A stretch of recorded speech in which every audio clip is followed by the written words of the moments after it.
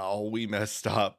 I'm so sorry that anybody thought that we were really going to be quitting Warhammer for Gundam. I want to make it clear from the jump. We're not doing that. This has always been a Warhammer podcast because I wanted to share my love for the lore and the hobby with Dylan, who had expressed interest in the lore itself, especially. And it's just something that I've always been passionate about and wanted to be part of the thing that I did creatively, especially online. But that doesn't mean we're going to get rid of Gundam either. The response to this episode was so crazy and cool. And I can't imagine, I couldn't have thought how it was going to go this way. So I just want to say first, thank you so much for having this episode end up being the way it did. This is the most comments we've ever had, and that's awesome. And I'm so excited to do more stuff with Gundam in the future. Currently, our plan is going to be to end up doing them about once a month. When we're going to figure out, this is kind of up to Dylan because, well, I am able to do a lot of stuff with the podcast through my work because neither of us do this full time. For him, it's a different story. So we're going to make this work the best we can, but do know that we're not going to do a lot of Gundam lore episodes in comparison to the Warhammer ones. But given that we do a hobby episode about every other week, the thing that is going to happen is we're going to instead put both Gundam and Warhammer into the buckets that we talk about with any hobby episode we talk about in the future. You know, we'll do either our research or we'll think about it. And I'll probably have, I usually kind of bring these up kind of later to Dylan and almost kind of surprise him sometimes with the topics. But with the hobby episodes, we're going to stop doing that. We're going to move forward with the hobby episodes and have both Gundam and Warhammer be fairly equally represented, at least to the best of our abilities. There may be times where neither of us necessarily have to give to one topic or another, right? If we talk very Gunpla focused hobby topic, then that might not be a big thing with Warhammer, right? I may not bring up as much, but vice versa as well for Dylan's sake when it comes to very Warhammer seclusive stuff. But hobbying is hobbying. There's a lot of things that are similar between the two, and I'm so excited to continue to do that myself. I was super inspired by the episode to look into and potentially get into Gunpla and even watching episodes of Gundam. So I am truly excited to kind of continue this in the future. And I hope this doesn't upset anybody and we didn't kind of run anybody off by trying to do a fun, silly thing for kind of what was originally a just Warhammer audience. And we didn't expect to attract as many people or for as many people to kind of feel a similar sense of, you know, kind of almost Warhammer fatigue, especially price fatigue, and be looking for an outlet to somebody who maybe is switching from Warhammer to Gundam. So I'll be glad to help give that perspective myself as we talk more and more of Gundam. And I'm really excited, though, to continue to also try to bring Dylan more and more into the hobby.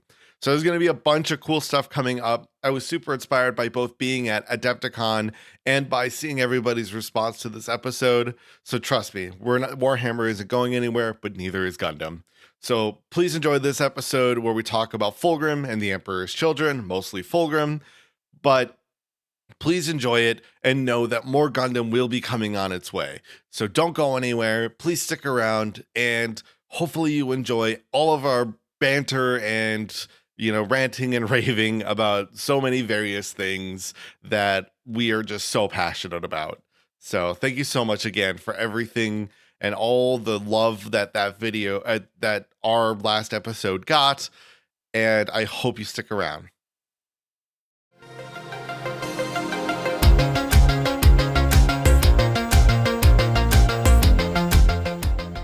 Hello, everybody, and welcome to this episode of the Heretic Hammer podcast. I'm your host, Marshall, and this is my co-host, Dylan. Hello, hello. And today it's the big one. We've been hyping it up. We really have been. We've been pointing at that WrestleMania sign for a while. Oh, yeah. And now it's time to betray everybody that we knew and loved and turn heel, as did Fulgrim. Let's get ready to stab people. All right, so the Fulgrim episode and lightly intro into Emperor's Children. What's funny is I had thought should I do a Fulgrim episode, then maybe move into and then do a separate Emperor's Children episode, and there's definitely realms to do that. But the Emperor's Children truly are a legion told through their Primarch, which I feel there's a truth to that for a lot of traitor legions, especially the single god worshipping traitor legions. Yeah. I think one way or the other, though, there is still that realm of there's a few new things that are going to be coming out that we'll have some details on come the release of this episode, because at the time of recording, we are doing this episode, I believe, the week before the codex will somewhat fully release, if you will, right? The boxes will be delivered to game shops, that the followers of Slaanesh box will be delivered to those who pre-ordered it. Obviously, then they'll send whatever pittance that goes to each game store, and people will then also be able to read the book itself along with buy all the new fancy models and all that. Right. And those will tell of some new units that were did not used to exist name wise in the Emperor's Children.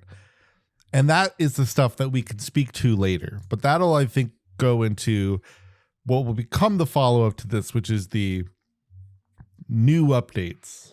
So everything that we're getting here is basically old info that's been out there. And it's kind of the origins to the Legion and the Primarch himself. And as a fun twist to this, going into the episode, Dylan has read Fulgrim, Visions of Treachery, specifically. So I believe it's technically book 4.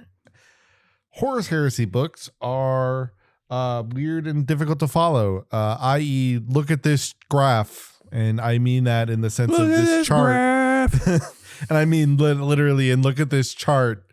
That is the tree of... which many people have likely seen the Voxcast or Yogscast react to, of how to read Horus Heresy. But, it is what it is. But Fulgrim, you read that book. Not sure the Primarch did. book, the one that is a part of the Horus Heresy specifically. Nope, it was Fulgrim Visions of Treachery is the one I read. Yeah, and so before we fully get into that, we need to start with the origins of Fulgrim. Where did he come from? How do we get to kind of the point Where did he go? where the book starts? Yeah. Where did he go? Is there going to be a real question?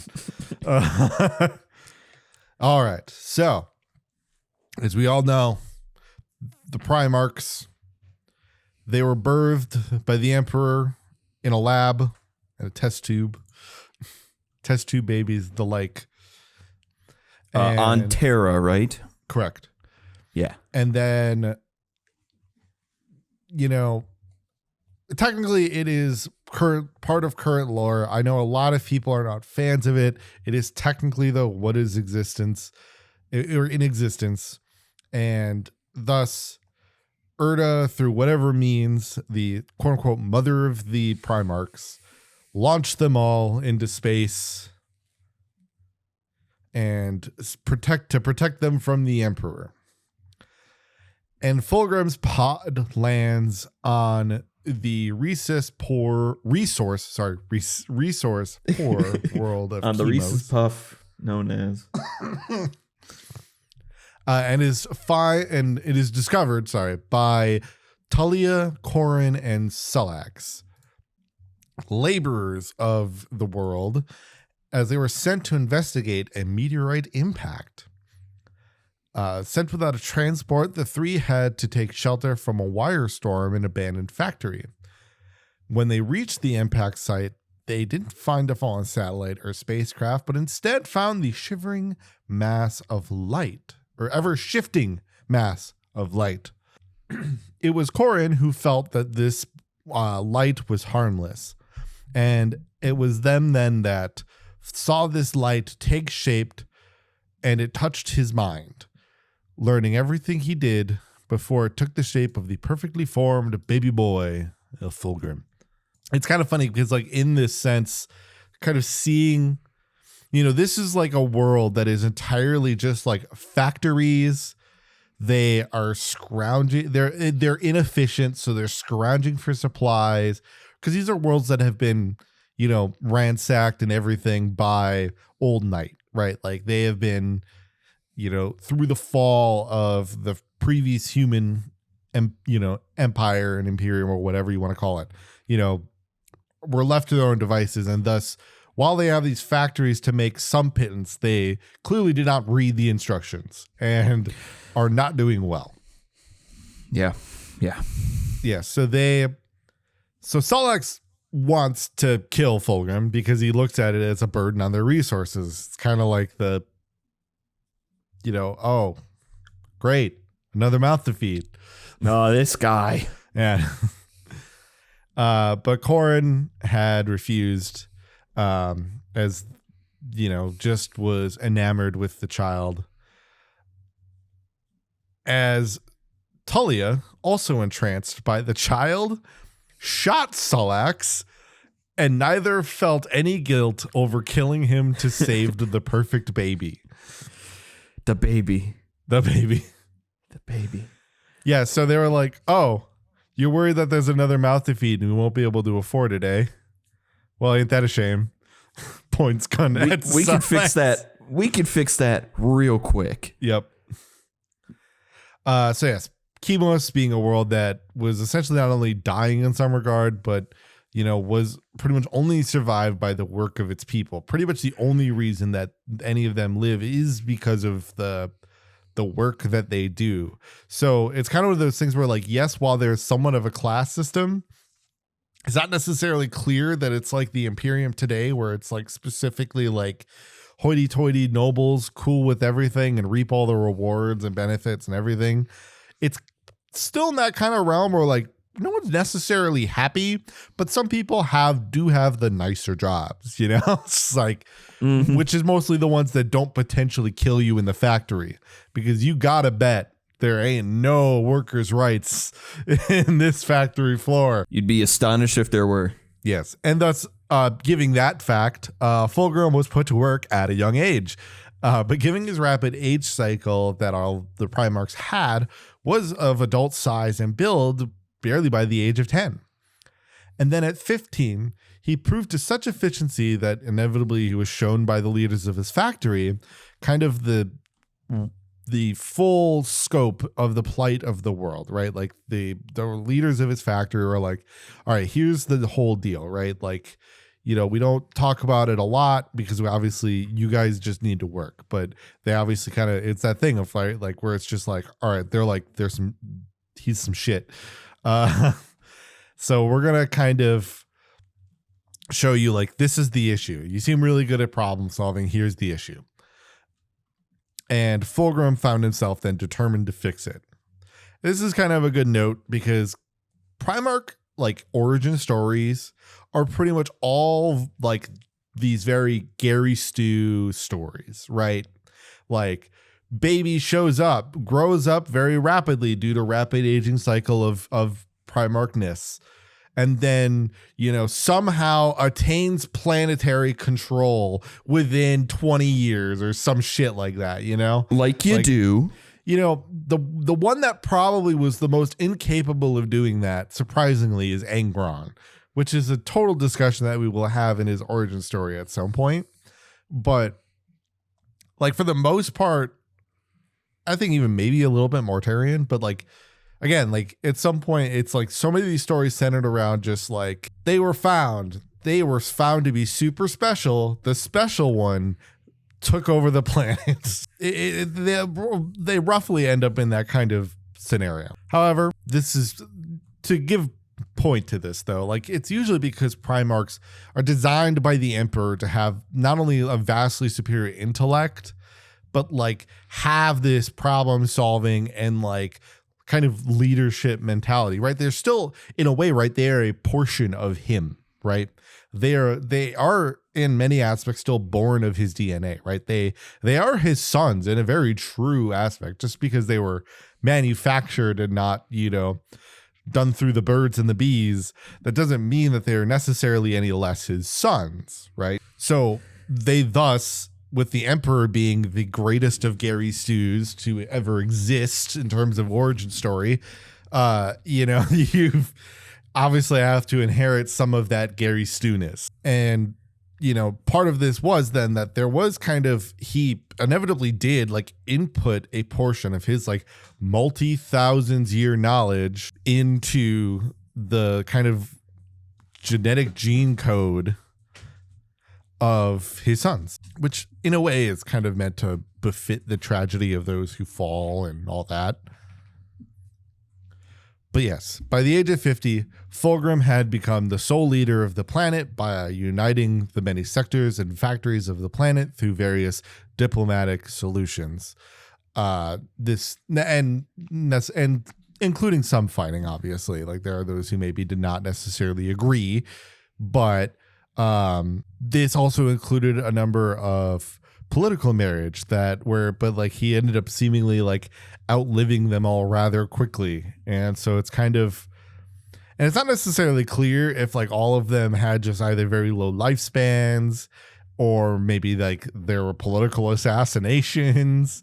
Mm-hmm. There's not much known about them. Part of the reason though that it gets noted that like he had essentially political marriages is that like that realm is kind of that realm where it's like, obviously it's meant to lean into that fact of like, hey, he's somebody that's technically had to kind of learn of what, like marriage is and its purpose and its function and have an idea of what it does and works and all that. He didn't explicitly just live on this planet as just like unga bunga bang bang, I shoot the guy, I win. Mm-hmm. So that's the thing. So in this time, he had then instituted and like regained the concepts of art and culture. Like one of the biggest ones being that of the sword dancers of Sulfa. The being a peerless duelist and like almost a blade dancer, if you will. Like there were many cultures, hence, his nickname of the Phoenician is meant to very much be attributive to his, not only the grace of the Phoenix, but his love of art. Yeah, art kind of played a big role in that book I read.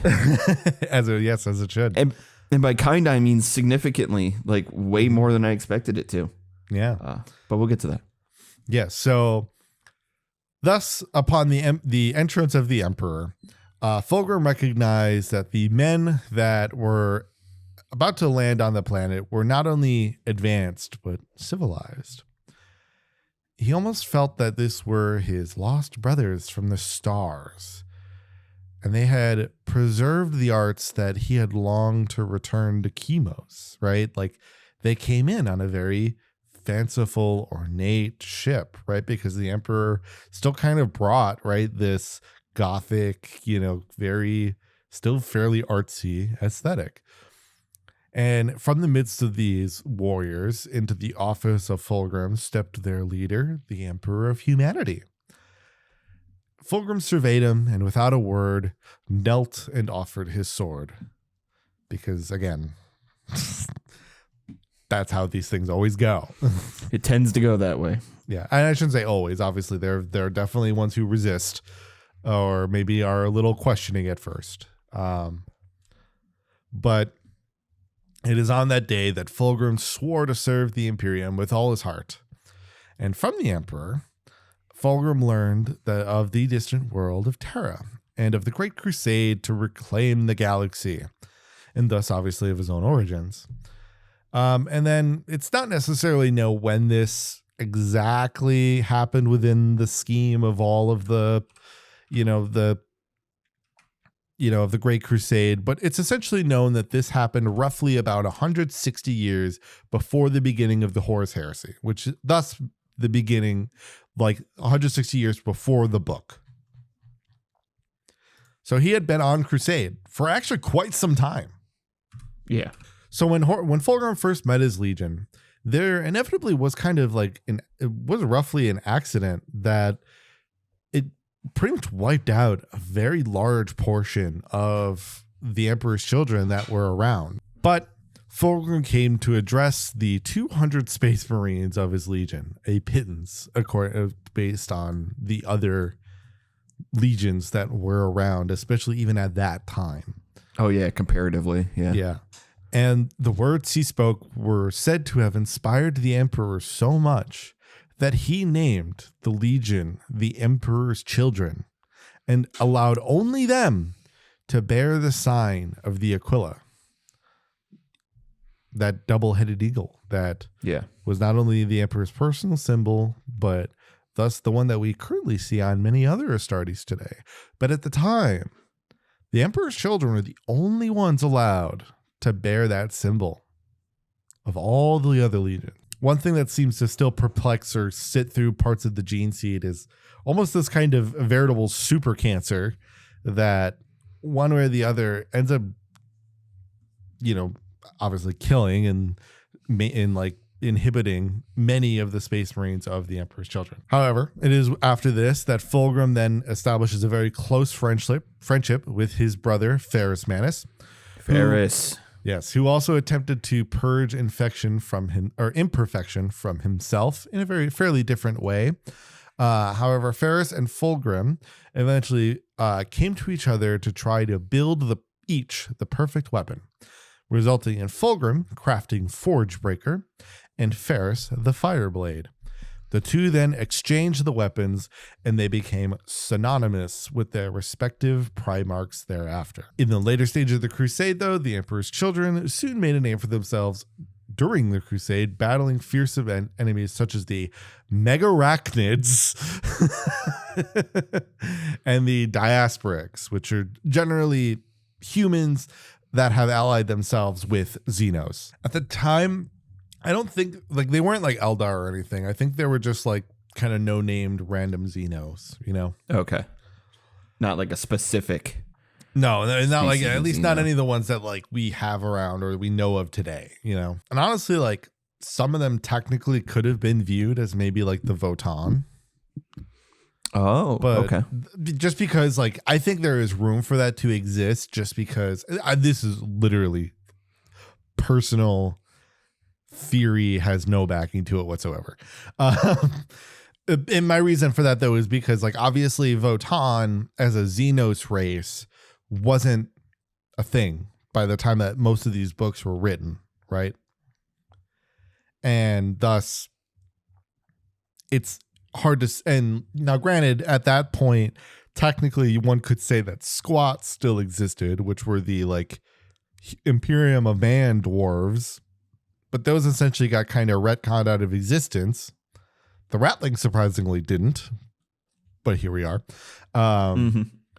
So my thought when I read it at one point, where I was like, I wonder if these could be like Votan or something like that, because like technically we count them as Xenos now, I guess. So, but let's fast forward. Now we will get into the parts that happen in the book itself, starting with Laerin. So Fulgrim and his Emperor's children fight the Lair on Laerin, and they soon discover that these bug snake-like beings are protecting something rather strange. It is within the Lair temple that when it's, obviously like, there's a lot of fighting, right? Like they are ravenous almost. And especially the closer and closer they get to this Lair temple, the fighting becomes even more difficult. They're even more ravenous, more willing to throw themselves to protect it. But once they get inside, they find the Lair but not fighting, not going against them, but just writhing in this almost constant mating formation. And they're just kind of there. But what kind of temple might this be, you may ask? What kind of temple was it, Dylan? Getting stage fright, because I'm also thinking of 5 other things at once when it comes to this whole concept of the way that they're acting when they come into the temple and come upon them. Yes. Because we haven't, this is technically the 3rd book now that I have read for the purposes of just like learning about Warhammer in general. And this is the first one that really like touches on this type of behavior, because we're so used to thinking of 40k and like Space Marines in general as this sort of like aromantic, non-sexualized thing, you know, that sort of operates completely outside of that.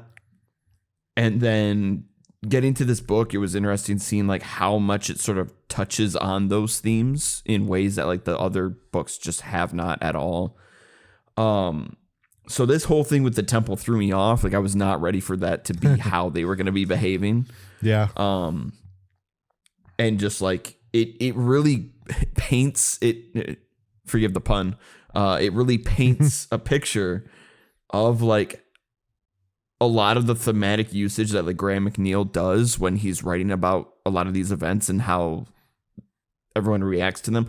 Everyone reacts to like events in this story in a very like cathartic way, bordering on orgasmic. There's a lot of this like pleasure that they're receiving from a lot of the things that are going down. And it's a metaphor that gets, I feel like it's better used in some places. It's a little more awkwardly used in others. But with the temple here, this is the first indication of like something is really, really weird with how people are acting around this. And it was, I remember immediately, like I'm trying to recall, of course, like everything we've gone over in previous episodes at this moment. And I'm thinking, is this like a Slanesh specific thing? Is this specifically because of like Slanesh's involvement, to their influence? And like every time, you know, it would come up again and again until, you know, we reach obviously the pivotal moments at the end of the book. But it's like, I was definitely thrown off by it because it made this book so different from the other ones that I had read already. Yeah, I mean, I was gonna say, this is very clearly a Slanesh kind of like influenced temple. Yes. Thus clearly centered around, because they are essentially all writhing around the pedestal holding what is essentially just known as the Laer blade. The silver blade, yeah. Mm-hmm. One of the things that's always funky about that too is like, you know, it's not like, it's so funny because he's like enraptured to grab the blade, but yeah, you know, yes. The thing that gets you about especially strong-willed creatures in the universe of 40k and in Warhammer in general, and things like this blade and falling into corruption, is that it often is not, whilst something, a moment of weakness made him grab it, inevitably there is no difference that would have happened before he said to eliminate all of the layer that are there. You know, he didn't try to subjugate them. He didn't try to, keep them around secretly to have thralls for later. He just turned right back into that standard Primarch form that he has and was like, get rid of them. Yeah, and I feel like we see that reaction, his quickness to just be like eliminate instead of trying any other solutions. I feel like we see that pop up a couple more times as well. Mm-hmm. So that's then after it is deemed safe, they have remembrancers come down to Lair and gain inspiration. And for those who don't know, remembrancers in the Great Crusade were your standard humans, but great disciples of multiple disciplines, whether they be writers, cartographers even. But then you have the many artists, especially in the Emperor's Children, artists, musicians, painters, composers, sculptors, whatever they be, right? There were a great many of them, not just writers to give the history, but to then, especially in Fulgrim's case, artists to paint a picture, if you will. Everything about this. So this is what I've been like dying to. I finished this book a few days ago. I have been dying to get into this because this whole concept of the remembrancers and just this idea that you would have this many people creating art in various mediums somehow completely caught me off guard, first of all. And then also, like, the more I thought about it, I was like, it shouldn't have. Like, I think about, I know we all know the trope of, like, every guy thinks about the Roman Empire, blah, blah, so on and so forth. But to think about it for a second, for the purposes of this, how much importance they placed on not just their soldiers and their farmers, but also on those who created sculptures and painted pictures and, wrote about the history and about the conquests and like the amount of like status that those people were given, those artists were given alongside the actual, politicians and the nobles of the time. And it like completely, like, I think when I went into this book, like to start reading it, like, I guess in terms of what I was expecting, I was just totally not anticipating this entire remembrancers aspect of the book. And so when it starts and like they're at like Kinska's recital and all that, and like meeting like Serena and Ostian and Kinska and all that, I was just like baffled. I was like, whatever idea I had in my head about like, this is what the book is going to be about, this is where it's going to go, completely out the window, totally thrown out the window. And I was like, this is fascinating. I cannot wait to see where this goes. And then it goes. Yes. So as the remembrancers head down to Lair to gain inspiration, this would include that, as you mentioned, of Bekwa Kinska, a great musical prodigy that had found herself originally quite bored and very kind of unable to find new inspiration for her music. I mean, she was not Terran born, but studied in the greatest musical academy that Terra has to offer, which inherently was the greatest of the known universe at the time. And, was quickly outclassing anybody and any master that was out there, and thus was obviously a shoo-in to be chosen by Fulgrim, and obviously then very full of herself, as almost I think anybody at her station likely would end up being. Oh yeah, hubris plays like a huge role in this. Oh, for sure. And but like, so her not being able and like finding this boredom and almost a complete writer's block is foreign to her, and it's eating at her. But in the book, we, as you also mentioned, we see three remembrancers: Bekwa, Ostian, and Serena. And they all have kind of this various human showcase of how the curse of Slaanesh affects people in almost kind of like three different realms.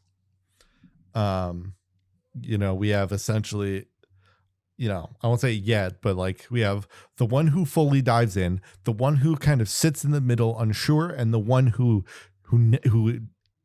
doesn't fall for it at all, but is obviously still affected by its existence, right? I'm going to make some people very angry. It's appropriate. Some people will be very angry. Some people will be like, I don't understand what you're talking about. And then some people are going to be like, yes, 100%. I'm with you, Dylan, all the way. This whole concept of them, of like the three different aspects of like the level of subjugation to chaos and like falling to temptation to Slaanesh. I'm looking at these three remembrancers, and I'm thinking as I'm reading this, because I'm a crazy person, I'm thinking about Kingdom Hearts Birth by Sleep. Yeah. And I'm thinking about Aqua Ventus and Terra. Hey, welcome back. And like how each of those characters have like a very distinct relationship with the Mark of Mastery and like the level of falling under the influence of Xehanort during the course of that game. And I think it's one of those things you can chalk up to just being like, this is like a lot of great literary tales sort of use this template. Mm-hmm. But it surprised me how quickly I like latched on to be like, okay, that fits this, that lines up with this. And it for what it's worth, it didn't make me like dislike the themes. It made me even more interested. I was like even more drawn in. I'm like, oh, we're really going into this idea of like vanity and how that can lead to falling further into temptation, and that search for perfection, which is such like a huge thing with Fulgrim, is that desire to be perfect, to seek, perfection in that way.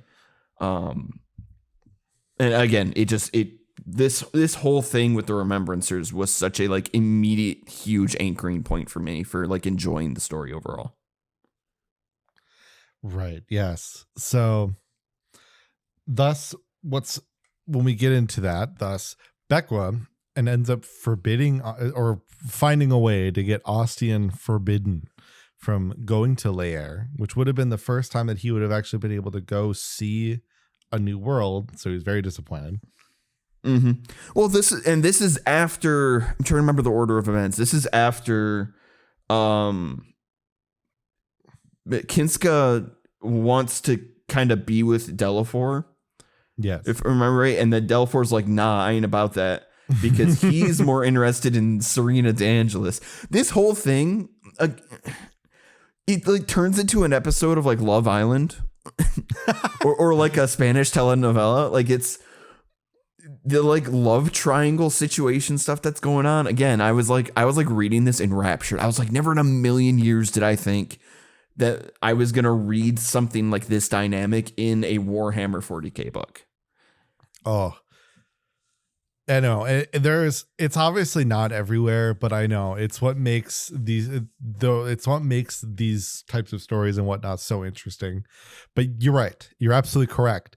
It is. She does this because Ostian rejects her, because obviously, yeah, he's into Serena. So, yeah, and she's not used to being told no. So yeah. She's like, I'm going to get revenge on him. Which is so funny because we'll cover it a little bit more, but yeah, it ironically is what saves him. It will save him. Yeah. Yes. Only for so long. Yes. Nothing lasts forever. Bekwa and Serena, amongst the other Remembrancers that come down, go into the temple and hear the song of Slaanesh, like those of the Marines that went inside the temple did as well. And thus those who, hear the song of Slaanesh, or Bekwa hears the song and promises Fulgrim that she will recreate this song for him. A very normal and reasonable reaction to that. Yeah. I mean, she's found great inspiration and was like, I will turn this into a real song. I'll change the lyrics so that it appeals to us instead of those filthy heretics. Those dang bug snakes. I'm going, my emperor, I will create the radio edit and you'll be able to play it on all of on all the Empire's radio stations.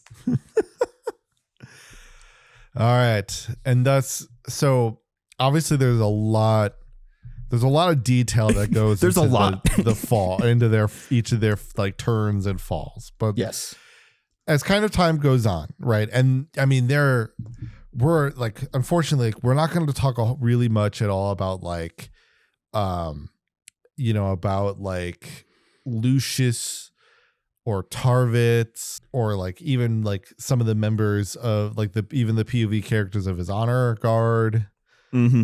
Because like, I mean, like the human and the remembrancer like plot is like really the thing that mirrors Fulgrim the most. Yeah, it's very much the plot B to Fulgrim's plot A. Yeah. And it's just like this other side of the same coin. Whereas the others, it's just more about like, why is Lucius such an ass in 40k? Well, it's because the answer is he was always an ass. And then, and then like, well, like what's a POV from inevitably what would have been the loyalist Emperor's children who die at Isfahan 3. I want to really obviously more focus on the Fulgrim and the Remembrancers. Yeah. So as it goes in the book, Serena thus becomes obsessed with trying to find and recreate some of these like colors that she like feels that she saw in the temple, as she's meant to create this mural for the top of the theater that is on Fulgrim's ship called La Fenice. And great name for a ship. Yeah. Well, that's the theater name. What is actually? I've kind of forgotten Fulgrim's ship. Oh, the Pride of the Emperor. That's right. Yeah, that's what it was. Pride of the Emperor. Yes. But yeah, La Fenice is the theater. Yeah. And thus, in her desires and desperation to find these pigments, she kind of inevitably finds herself drawn to ever more dark needs and attempts to make this pigment. She obviously begins to utilize the usage of blood in terms of making this pigment that she likes, which then leads her to kill others for blood. It even alludes that like she makes use of her own excrement for like tones of brown. Yeah, things go real sour real quick. It's really gross. It's a quick turn, and it is a sharp turn as well. Yeah, it's not just like haha for the dark gods. It's like oh goodness. Yeah, things get Kafka real fast, and it didn't even give. You don't. To be fair, you don't need to. It's not a requirement, but for me, it's such a quick descent into like madness, so as to like there's no room for empathy.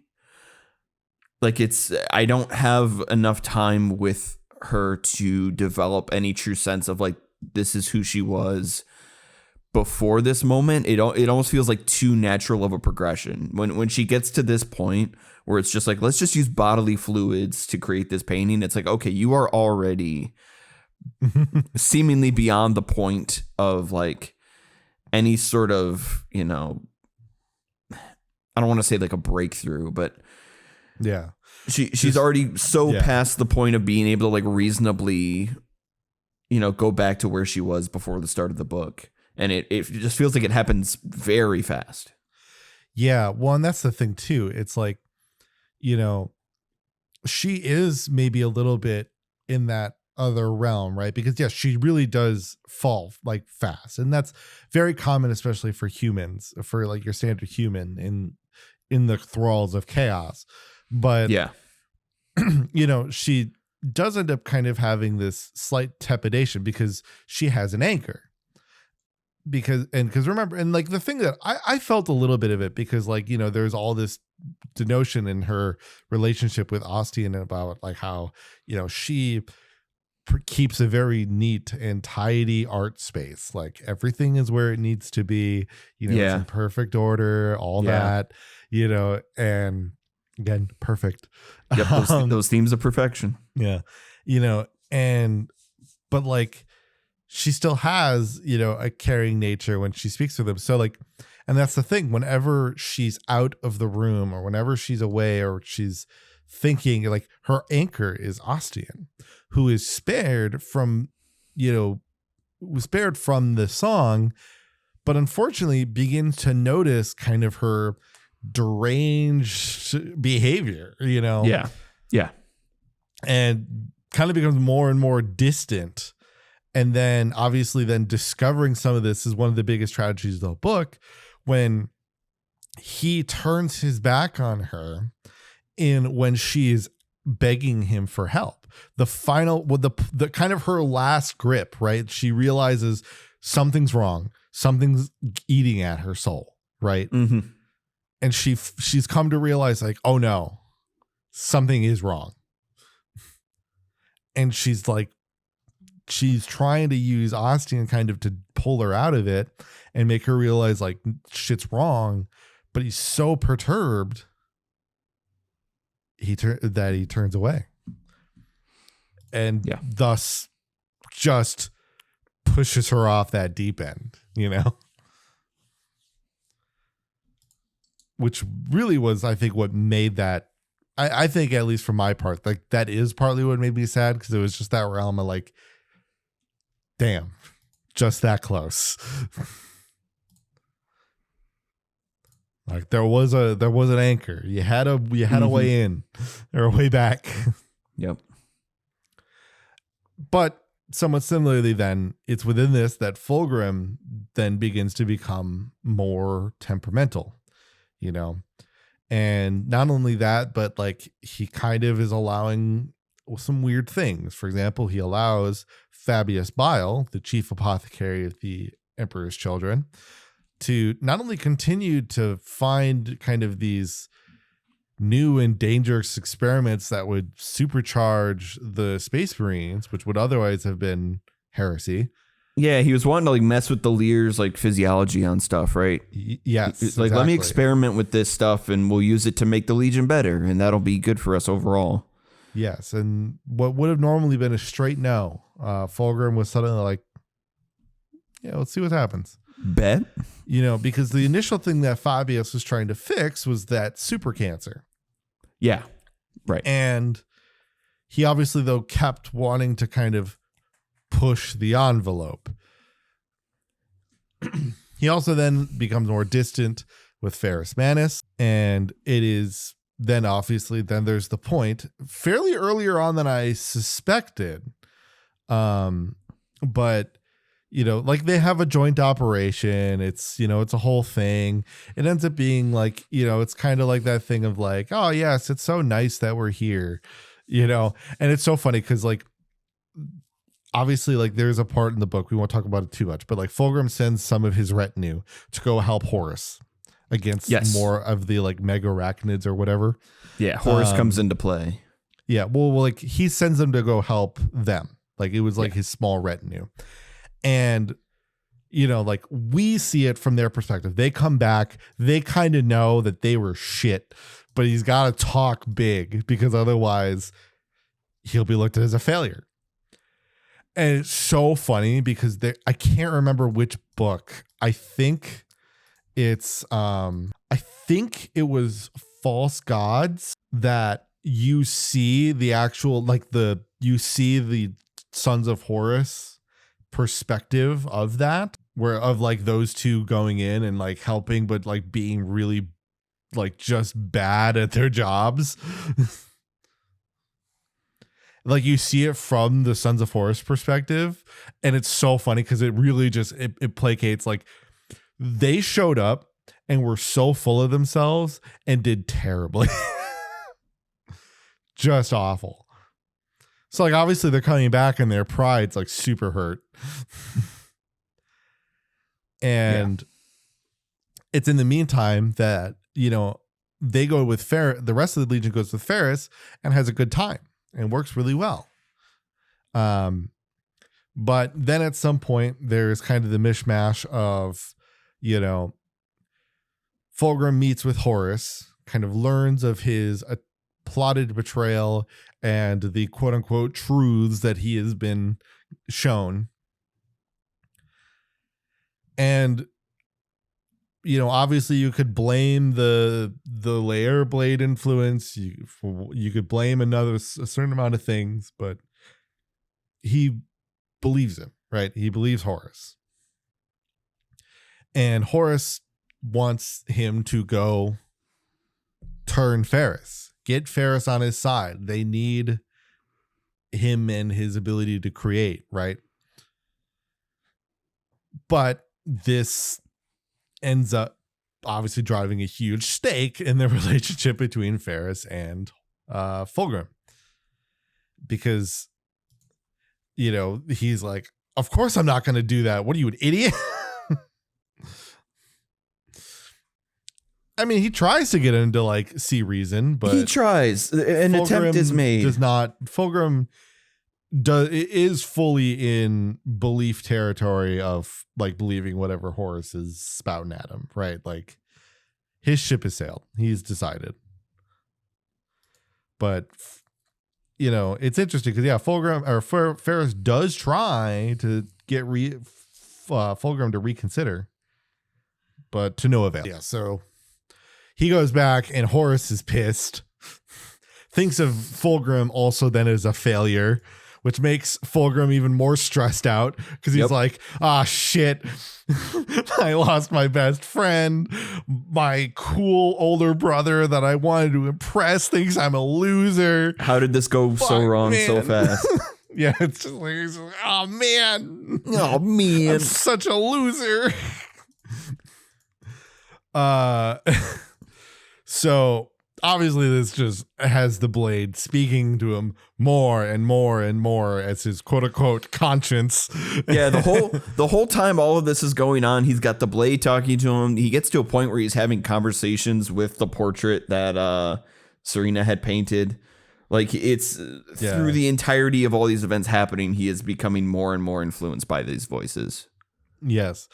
And it's funny because like you could actually I still semi wonder like what specifically drew him to do this.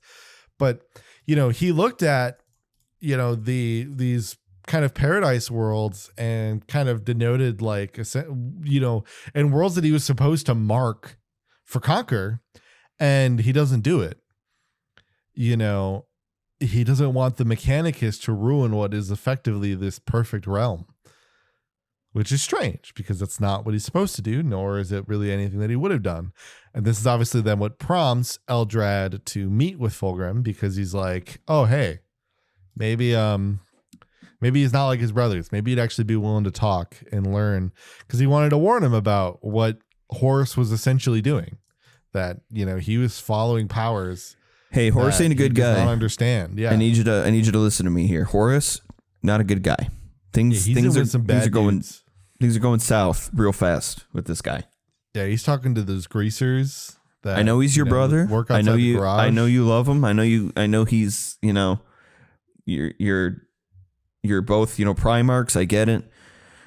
Things are going real south real fast. Yes. However, it's kind of very clear that the blade saw Eldar souls and was like eventually got impatient and was just like, oh yeah. Give it to me. Gimme. And uses his Xeno hate, like his just innate Xeno distrust and all that, to just begin the fight, thus revealing to Eldrad that he has said Slaaneshi blade, though he doesn't obviously say it outright. Yeah. And it's so funny because they specifically have the point where Eldrad swears he will never help the humans again. Never again. Definitely not 10,000 years later upon the revival of Gilliman and getting the hand of whatever. Who among us hasn't, made a promise as a child of like, I will never do this. And then 10,000 years later, we were like, okay, I'll do it. Yeah, no, I guess when you have 10,000 years to think about it. It's a long time to think about doing the dishes, it's a long time. However, yes. So just before our main event, then, Fulgrim, earlier in the book, asked Ostian to build. At the very early in the book, Fulgrim tasks Ostian with building a statue of the Emperor. Yes, a normal thing. at some point, he's throughout the book, he comes in, he peers in on the statue. And I mean, Ostian's like obsessing over this statue, trying to get it just right, because he's inherently intimidated. Perfection. Well, and he's just intimidated, right? Like it's definitely very clear in the book that he's like, oh shit, if I don't do this good. He's like, Fulgrim's been in a mood. I really don't want to fuck this up. So, but, and it's like, as he's peeking in and seeing the progress, Fulgrim gets a little jealous, and he's like, I feel like I could do better. I could do better than this. And, he builds this perfect statue of the Emperor. And, he eventually invites Ostian in. I'm trying to remember, is this the point where, because there's a point where Ostian kind of pisses Fulgrim off, because he makes a point to be like, true art, it's not about perfection. It's more so the passion that you put into the work. That is what makes it art. And Fulgrim's like, what? Yeah, no, exactly. This is exactly what I'm getting to. Okay. Ostian notices that it's too perfect. It was just so perfect that it's soulless. I kind of thought this equivalent spoke to me. Yeah. That's the thing, is I kind of thought to it the equivalent of a lot of us kind of looking at a lot of AI art, and especially that like uncanny valley effect. Like a lot of this, especially like AI art that has that like really deep contrast, like shading, where it's just like, everything about this hits the normal pleasingness that we would normally find, say, in a photo or a drawing. But it's done to such a granular and like clear extent that it's just wrong feeling sometimes, in the music space, because it all comes back to art regardless of the medium, because that's a big thing with this. It's the book is demonstrating through these remembrancers how like the medium could be anything. It's that art itself, it's the pursuit of art and the temptation and how it can turn someone. And in music, it's like the pursuit of, when you're trying to create a song and you get to the point where you're in like the production stages, the mastering stages. And a good example is like, if you have a song where somebody's playing the guitar, during the normal recording process, you're going to pick up on the microphone, depending on the microphone that's being used. It's usually going to pick up on some imperfections. The person playing it, if they're playing it live, you might get the occasional buzz of the finger hitting like another string. These little things here and there of like the picking and things like that. A slip of the wire. And in the post-production process, in like the mastering process, a music engineer or a producer will sometimes take those out. They'll remove those like imperfect sounds because they want to get a really clean tone of that instrument being played. And so what can happen is that the result is that the sound is cleaner, and you're hearing the exact notes that were written for the song, but you're also, in a way, you're kind of losing that humanity. You're losing that like human aspect of like, it was a person playing this, not a machine. And so in some aspects it sounds better, but then when you're listening to it, it can also sound worse because it no longer has that like human connection to it that it used to have. Right. I mean, it's kind of a big reason why I think there was a lot of people that obviously really were very turned off to a lot of electronic music for a good period of time, because yes, absolutely, every instrument is on a computer. You put it in a time slot, right? So you decide, I'm going to follow the beat perfectly. There is no one of the benefits that you can have sometimes in an album, or especially like albums that are recorded live, like albums like Let It Be, or Evil Empire by Rage Against the Machine. Anything of that, like maybe being slightly off tempo, maybe the the weird twang they decided to do in playing this note this time in this take, you know, the one that they used. That stuff doesn't happen. And people saw EDM and were like, that's not what I want, you know, because where's the humanity? But that was the thing, right? Then people found it when we had different chords, different tones, strange sounds, you know. As much as a meme he can be sometimes, like Deadmau5 was a very good example, and so is Daft Punk, less of a meme, you know, at being like these paragons of experimenting with sounds in a unique way that put humanity into EDM, which is why there's like these pioneers of the space. Yeah. There is, I promise I'm not turning this into a music podcast, I swear. Sorry. But there is, I'm terrified that I'm going to misattribute this to the wrong person. So if I do, I apologize. But I'm just thinking of in the moment, I think it was Johnny Scott, who, for anyone who does not know, he's part of like the touring band that does drums and percussion for the band Churches. If anyone is familiar, they are a band that has very heavy, synth EDM, you know, production on a lot of their music. Lauren Mayberry does a lot of the percussion in that on the actual albums. And there was a quote, I think, from Johnny where, because he used to play in bands where he played actual drums, quote unquote actual drums, analog drums. And people would be like, why would you start doing work for a band where instead of using real drums, you're using electronic drums, you know, and you're using synths and things like that. Your percussion is coming from drum machines. You know, why would you go to that? That's not real drumming. And he said something to the effect of like, it is drumming.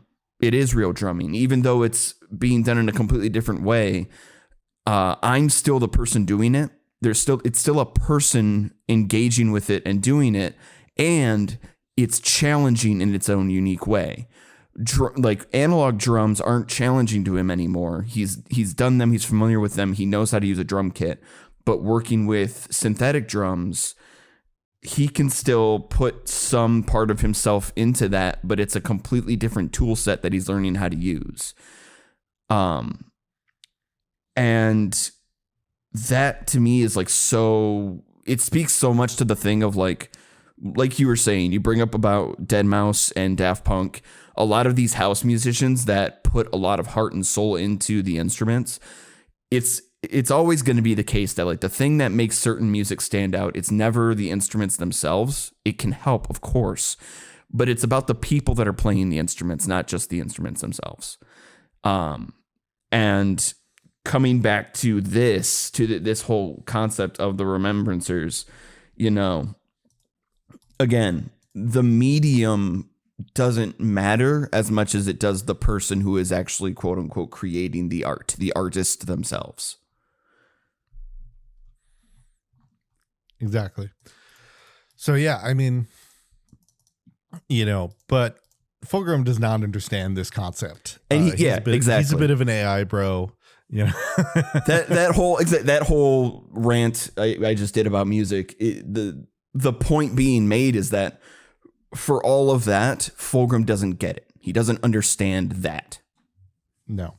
And obviously, yes. And then eventually what happens, what's funny is he goes to see Ostian's emperor that, you know, he commissioned, but is filled with such horrid jealousy and anger at seeing the visage, which there's kind of this whole mental thing of like, Fulgrim looks at the emperor, obviously is kind of seeing like these conceptual lies and like all the grasping and ripping emotions that he is dealing with, the fact that he's obviously like falling away from the emperor, right? Yes. And kind of takes all of that out on Ostian and like blames and is like, how dare you make this statue of the emperor? And he's like, what do you mean? Because like this entire time, Ostian has essentially closed himself off to everything going on. He went to like go into La Fenice like twice, was essentially banished from La Fenice, and And obviously he kind of saw that they were getting really weird. And he was just kind of like, I'm out. You know what? I'm just going to go work. I'm going to go work. Yep. That's all I'm going to do. Yep. And he was falling out with, Sandra at this point. Or Serena, he's just like, I'm just going to sit in my cave, essentially. Yep. I'm just going to work on my statue. He has no idea about any of this. We're betraying the Imperium. We're helping, or at least the Emperor itself. We're siding with Horus. No knowledge of this. So Guy just like impossibly one of the most incredibly like stressful and intimidating scenes that I have read. Like just Ostian horridly, because he knows, right? He is this,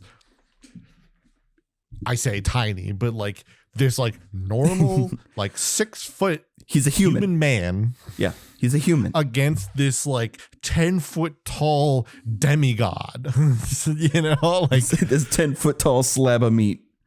Yeah. That for all intents and purposes though is like a perfect human, just chiseled. Yeah. Has great strength. He pretty. Snap him like a twig. Yeah. And he knows this and is just shitting himself both metaphorically and literally. Mm-hmm.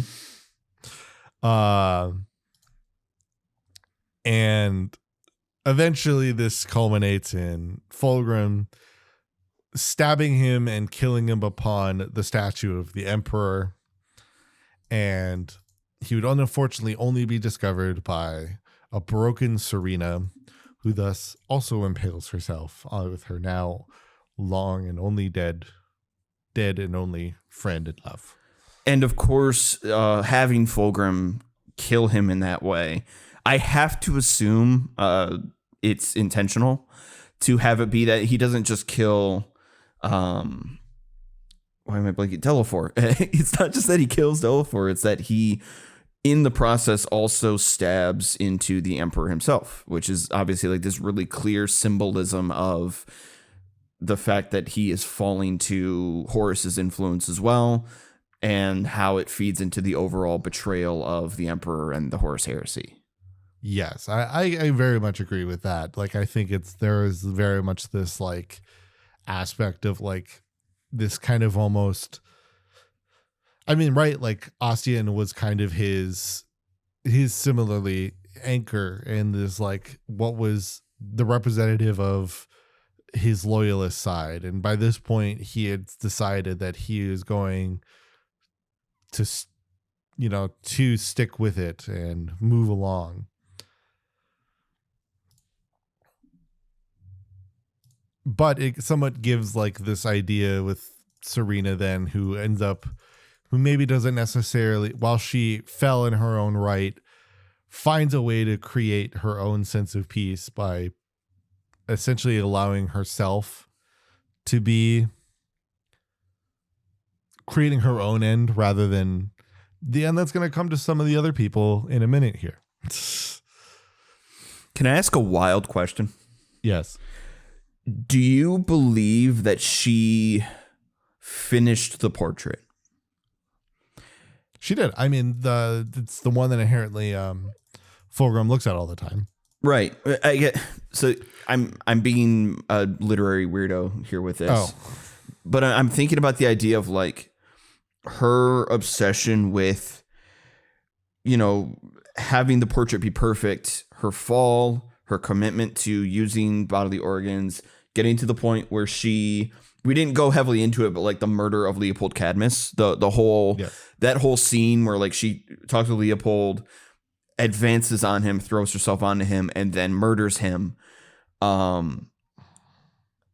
I found myself wondering as I got to this point. It's a very tragic moment, but it definitely made me wonder if she had not come across this. Like if she did not see that Delafor had died in such a way, whether or not she would have felt any sort of compulsion to never stop working on the portrait. if it would have become like in her corruption, if it would become this like permanent fixation for her, and if it really was seeing Delafor dead that like snaps her out of it in a way. Mm-hmm. And makes her truly realize just like the horror of everything that has happened. Yeah, I think so. I think she did end up finishing it because in a twofold way. Like there is a sense where like, you know, like Becca does eventually finish her, you know, her musical piece. Like there is a point where you can find either, or you were at least maybe you feel that while you feel a sense of accomplishment, you now that, or like you finish a thing. Cause like sometimes it does let you finish it, right? There's scenarios where you can finish the thing, but then you no longer feel you don't feel the satisfaction you thought you would upon finishing it. So then you start the next thing, Mm-hmm. you know, but the thing about that is that, you know, I think in the other aspect of it, that she finishes it by essentially like letting herself be freed of it by ending herself upon, you know, with her anchor. Yeah. But we need to talk now about Becwa. We had the other two, but where's Becwa fit in all this? And that would be that of talking about the Mara Viglia, as Becwa throughout this whole process has fully and unabashedly worked in on this song. No questions, no concepts of, you know, am I doing the right thing? Something feels wrong about this. All in. She was that fully dark side to like the metaphor of Fulgrim's temptation, right? Yeah. That idea of just going headlong in. Full commitment. And if I remember correctly, this happens after Istvan 3. So they rid themselves of who they feel like would end up being loyalist members of the Emperor's Children. Thus, we also get the betrayal of Lucius to Saul Tarvitz, where he essentially reveals that he made a deal. He was going to be left on Istvan 3 to die, but he is like, nah, man, I'm here for you. And maybe I could understand maybe why you thought I would stay loyal. I'm here for you, man. I'll help you out. And they're like, fine, just help kill whoever's left. And he's like, gotcha. Yeah. But so it is after this then that those who remain enter into La Fenice, and Bekwakinska taps on her pedestal and begins conducting the Mara Viglia. Their magnum opus. Yes. The curtains open. All of those in attendance can see the layer, you know, sanctum of that temple recreated in painstaking detail.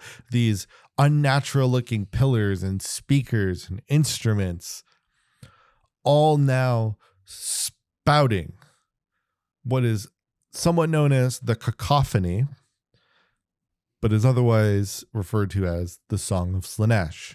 Mm-hmm. The song they heard in the temple.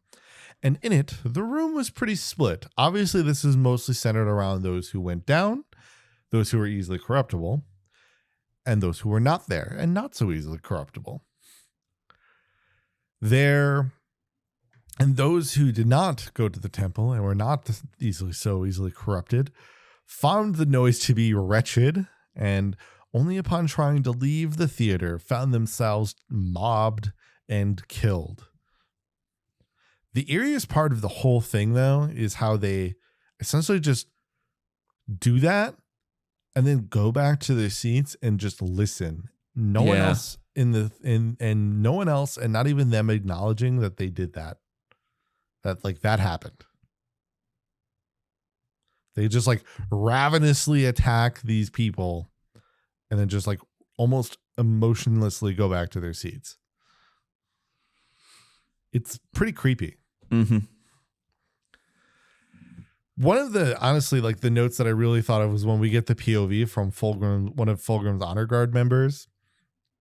You know, they find themselves with their jaws just distended, almost incapable of closing them. The almost attempting to reach the harmony that they did. And they ask, like, they go to Fulgrim because they're kind of freaked out, you know, and they ask Fulgrim, like, what is happening?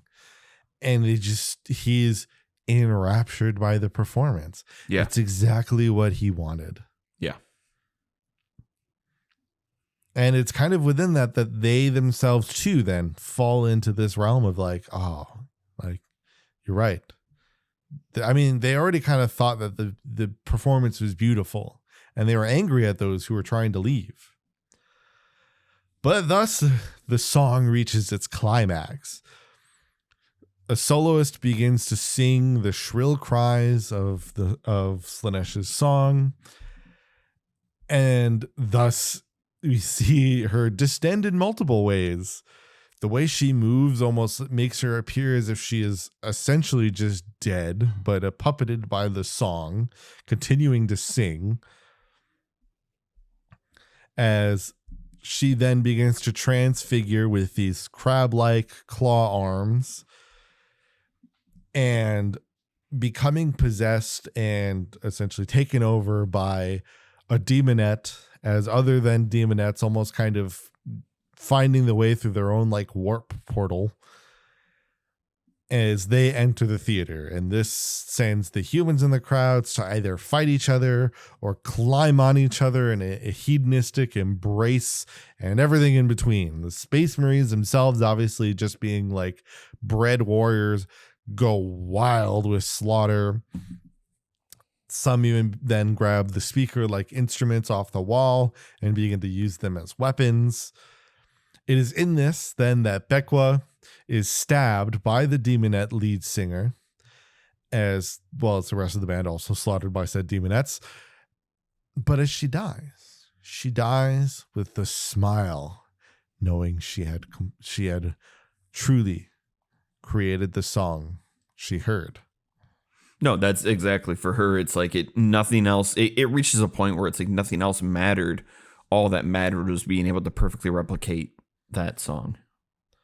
Yeah. And I mean, that's where she gained her pleasure, that she did the thing that she set out to, right?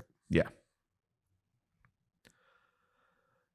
Obviously Fulgrim doesn't really participate a lot in like the horrid destruction essentially that happens in the theater afterwards. Mm-hmm. This does end up obviously as Marius Viroshan, as I kind of mentioned. He's the one who takes the speaker off, essentially becomes the first noise marine, and he and others would kind of create this kind of cult of noise amongst the Emperor's children, and would kind of first appear on Istvan 5 and be seen more and more in ever corrupting ways over the course of the Horus Heresy. But yes, the Maraviglia is very, very easily known as one of the wildest scenes in a 40k book. Though when I read it, I feel like I was given maybe a realm where I was like, I feel like it was one of those where like I was expecting it to be like more, the actions that are being done are pretty wild and crazy, but like the way that people would say like, oh, I have to censor this or whatever, it was just, or like I can't say, give the full details. I was like expecting it to be like very dark and grim and very clear descriptors, or like, you know, like hyper graphic. Yeah, but like it wasn't. It was graphic, sure, not denying that, but not as much as I think a lot of people made it out to be. It's not something where like, it's not that, I mean, honestly, like if you're like a faint of heart, or like, easily perturbed kind of thing. Like, I feel like there were other scenes that hit that a lot harder in the book. Yeah, I'd But, agree with that. I thought the everything with the Meraviglia was, I thought it was great. It definitely, there was nothing about it that like made my stomach turn or anything like that. And that's obviously always going to be dependent on like the reader's own personal tolerance or like what they are familiar with in like other stories. right. Yeah, it didn't like affect me the way that some other pieces of literature, film that have like, portrayed like a massacre have done. It wasn't like, it wasn't boring by any means, but yeah, I didn't feel that sense of like, oh, this is, incredibly dark, I think there's just like a familiarity to it. And especially at this point in the novel, like it really does, you really get a sense of like the you're almost at the end, and most of the novel has been building up to this. There's almost a feeling of like, this is what I expected to occur.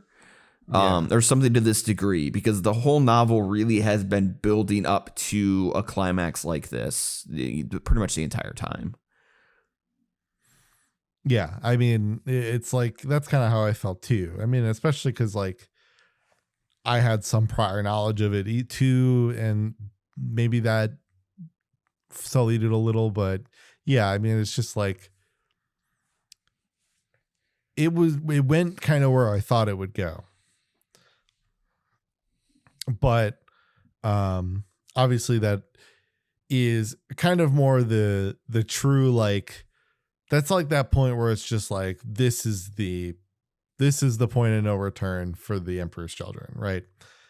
And thus, as we get into the heresy itself, we go into Istvan 5, right? And Fulgrim and all the warriors show up. Yeah, and obviously Fulgrim and the Emperor's Children take a good fight specifically to the Iron Hands, as they have a little bit of unfinished business, as Fulgrim and Ferris did fight earlier in the book, as before Fulgrim just like when he tried to convince Ferris to like betray the Emperor. Mm-hmm. So there's some unfinished business. And when they fight,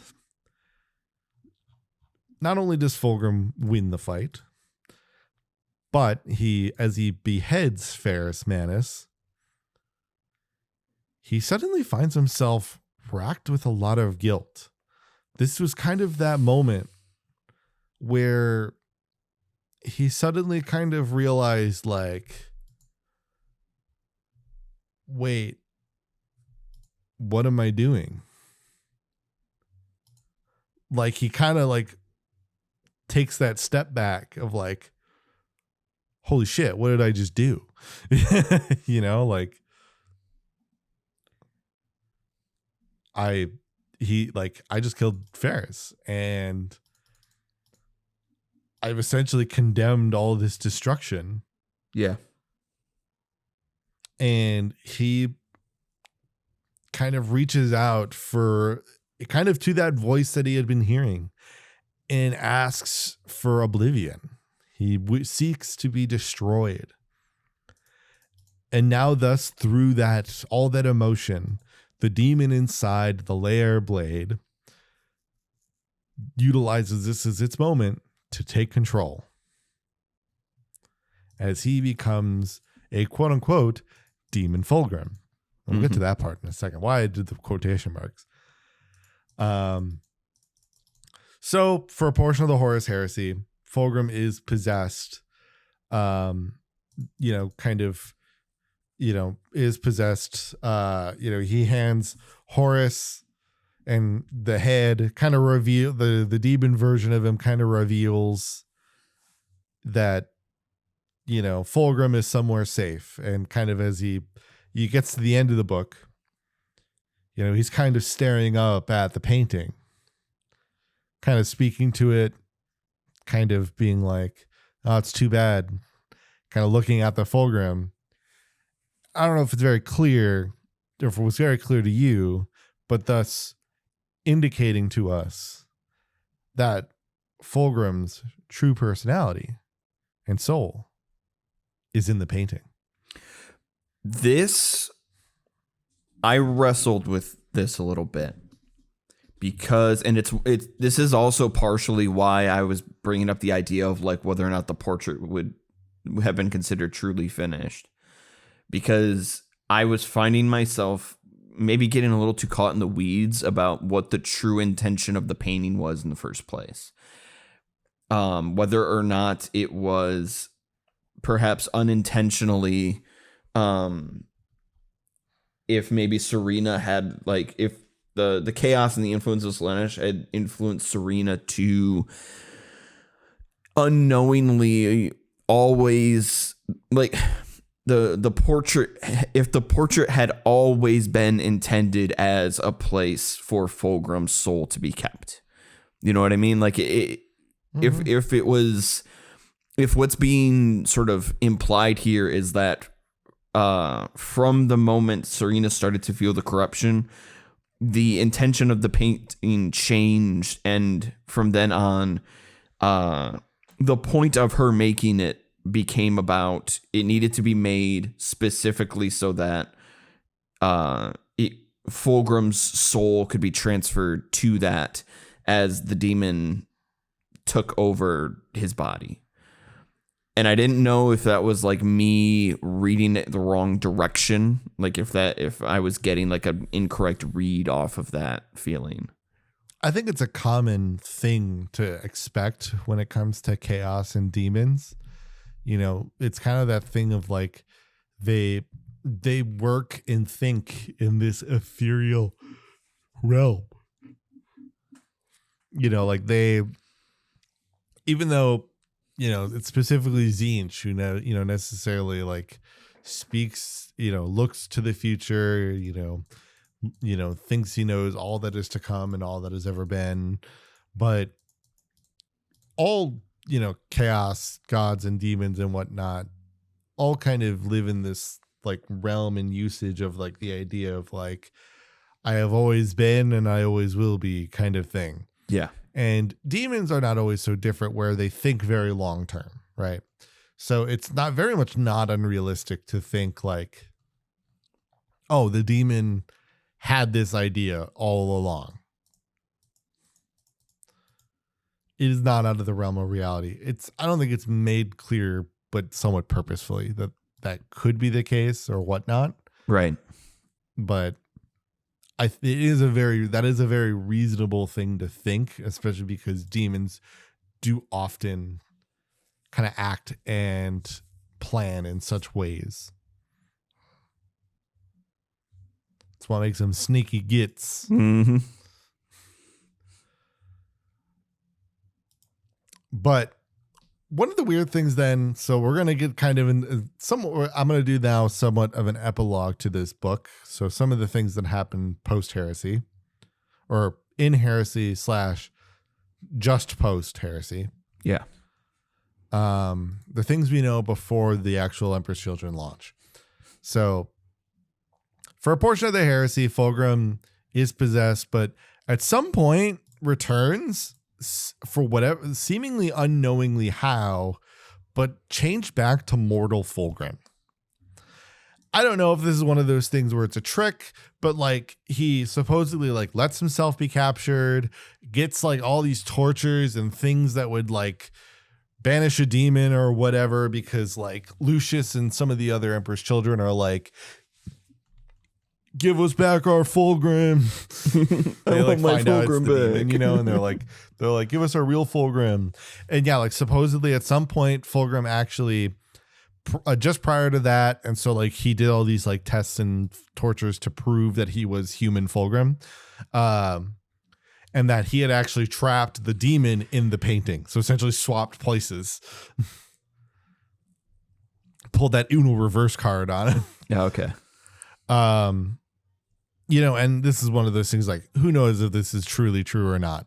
No one, not me. Nor do I know, probably does anyone else.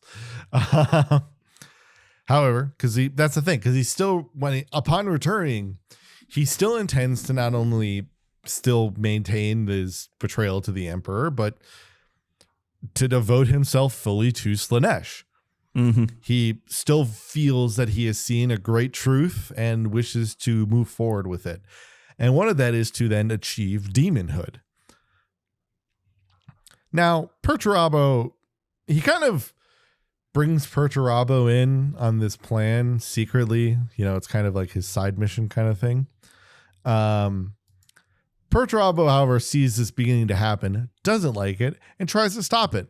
However, he fails, partly due to the fact that he gets interrupted by surviving Salamander's Iron Hands and Raven Guard, who obviously are seeking revenge for Istvan V. But also when he attempts to strike at Fulgrim, it's just essentially not enough. And all it does is initially destroy what was the mortal form of Fulgrim, and thus only leaves the epic, the epic demony snake Fulgrim that, we somewhat knew. I wouldn't say that we necessarily greatly knew, but, somewhat knew. So more in the 30K figure that I showed you once. At some point. Yeah, I remember this now. Then, honestly, the Emperor's Children are pretty vacant for most of the heresy. There's kind of just that realm where it's like he becomes the demon prince, and then it kind of is just like, I'll see you again later. And then, he's just like, I'll see you later, Purdy. And it's kind of not until the Siege of Terra when, Horus is kind of calls all of the Primarchs and is like, it's time to do the Siege of Terra. Our time is now. In the Siege of Terra, Fulgrim does attempt to actually fight Dorn. He's kind of, part of it is that he's meant to make time for a plan where Abaddon is kind of meant to be inside part of the Imperial Palace, kind of obviously futz with things, create a failure of defenses and all that. However, when Fulgrim hears that Abaddon failed, like Abaddon tends to do, burn. Got him. Because that's the funny thing is, like, in this fight, he's fighting Fulgrim actually in like his human form. He's like two-legged standard Fulgrim looking form, because he's kind of trying to make Dorn believe that he's like a normal killable human, right? Because he's trying to buy time, right? So he's gonna mess with him. And then it's in it that he reveals, because like he gets impaled by Dorn, and and obviously all the scratches he gains, they all heal up, and he lives. It's essentially telling him like, he's immortal now. He has all these powers of Slaanesh. He is immortal. However, yes, upon hearing the failure, he's kind of like, all right, I'm sick of this. So he turns into his snake form, sends his honor guard to go kill Dorn, and just dips. And then he and most of the rest of the Emperor's Children then just kind of end up leaving the battlefield and goes and terrorizes Terran citizens and captures them to effectively turn them into the soup that they use for their combat drugs. Like, Fulgrim really is just like the epitome of a pretty chaotic Primarch. Like, he just loves to fuck with his brothers, and will gladly try to kill them for real. But like the second it's too hard, or it's an inconvenience, or he's just bored, he just dips. He's just like, all right, I'm bored. See ya. He starts reaching like Majima levels of like chaos, where it's just like but like way more petty. Yeah. Well, Majima is pretty petty too. But yeah, but not to this extent. Yeah. Majima's not as much of a sore loser. Yeah, I get what you're saying. Like, he loses to Kiryu plenty, but like, he's not like, you only won because I was this. He's more like, I'll get you next time. Yeah, I'll always be back. Coot. I'll always be back for another round. Yeah. Yeah. No, he's just like, I'm just not feeling it today. See ya. That's Fulgrim. Like that's why I mean, like he's like little brother energy. It was just like, you only won just because I was in a bad mood. Next time we do this, it'll be totally different. I swear. But yeah, so when he does that fight with Dorn, he quits the Siege of Terra essentially.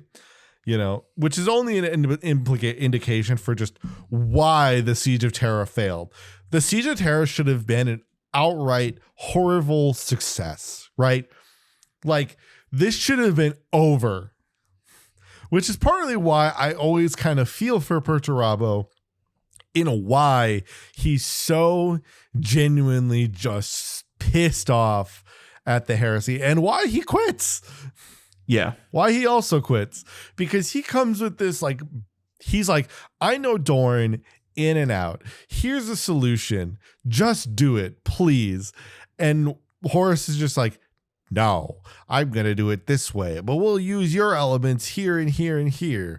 And he's like, fine. Okay. I'm okay with that. I'll trust you. And he does it. And then all the other demon primarchs are like, hey, let me do my own thing. And then and like half of them dip and he's just like, I'm surrounded by idiots. Why am I the second fiddle to these guys? And then like Horus is getting all mad because Dad's getting ready to go see him on his ship. So funny. So yes, post heresy, then Fulgrim and the Emperor's children kind of just fall apart. Like they're not really the Legion. They're not really a Legion anymore. Right. Fulgrim himself pretty much loses all interest in caring about the Legion. He kind of instead just tries to take the secret planet, because nobody knows where in the Eye of Terror that it is. But the secret planet given to him by Slanesh. And he attempts to perfectly recreate, you couldn't see my face on that one, but give a curt nod. Recreate Chemos. And thus, because he wishes to do it perfectly, he's obviously doing this from memory, because Chemos has long been destroyed at this point. Every time he fails, he starts over. And I alluded to this recently, right? Where these worlds in the Eye of Terror, they're built and designed by traitor legions often in a way to allow there to be people that can live on them. They have like these wards and everything that like protect them from chaos energies and warping energies and all that. But there are people on this planet. Like when he's not just building the planet, like he's doing the whole thing, population, everything, right? And so when he starts over. All the people, all the buildings, starts them all over. There's an excerpt. I couldn't find the like specific quote or where it was from, but it's like there are two who are talking on the planet, and one of them is like, "Oh, I don't remember these mountains being here," and essentially the response to it is, "Well, those aren't mountains."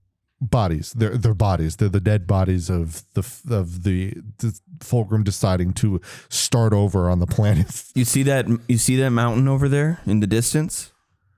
It's all bodies, but you can climb it.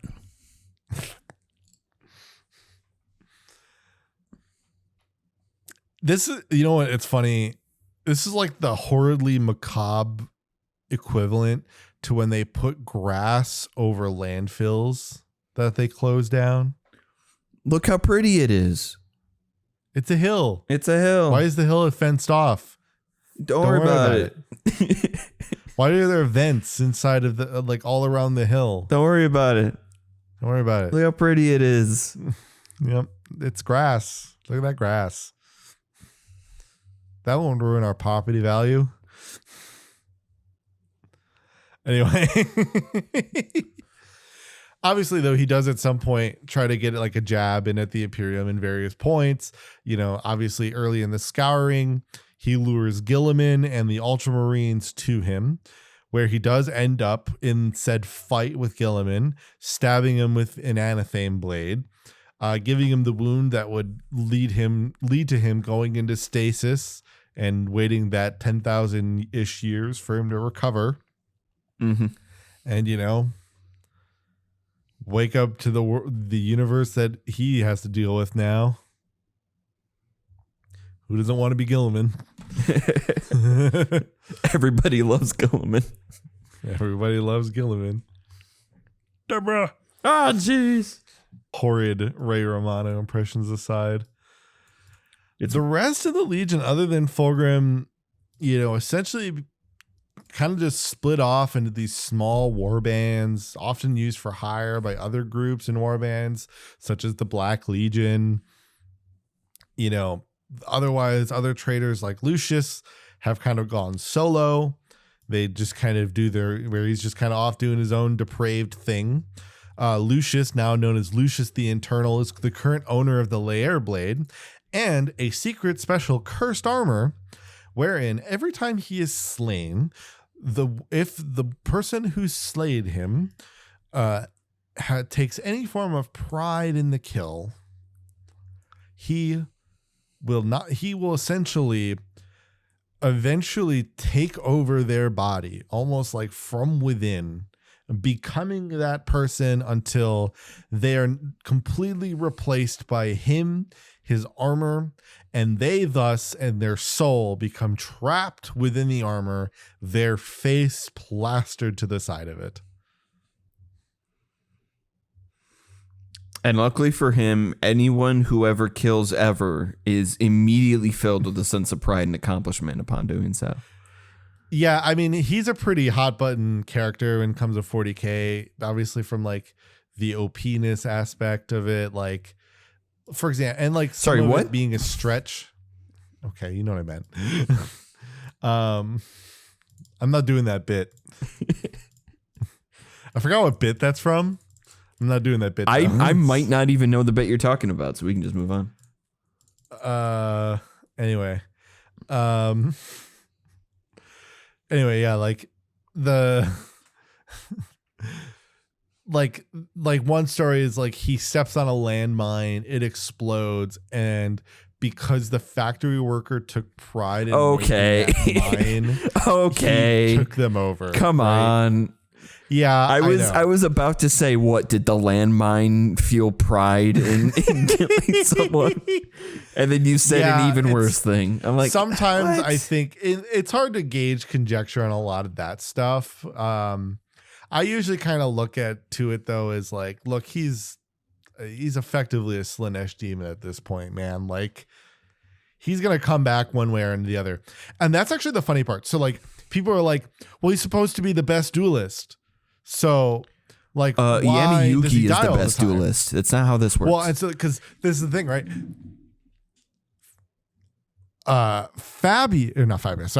Lucius claims that he is the best duelist of the Emperor's children,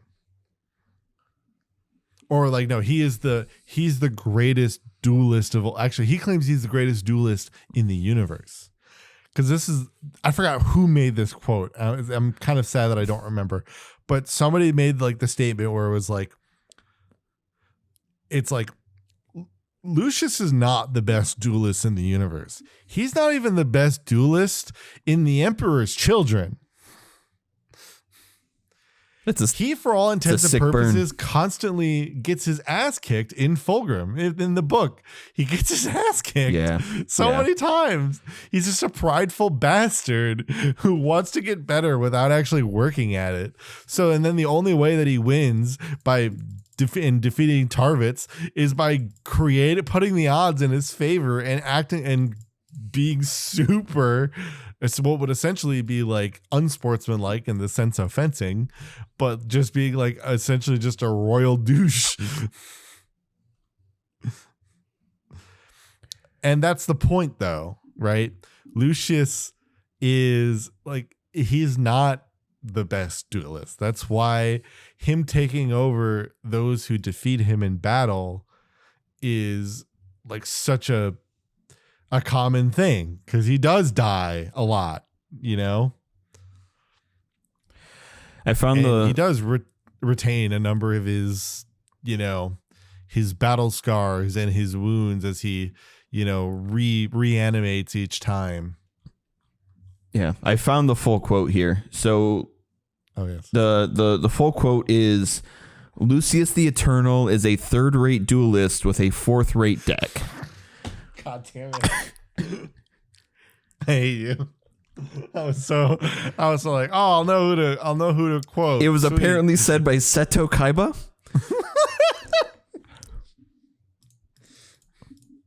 God damn it.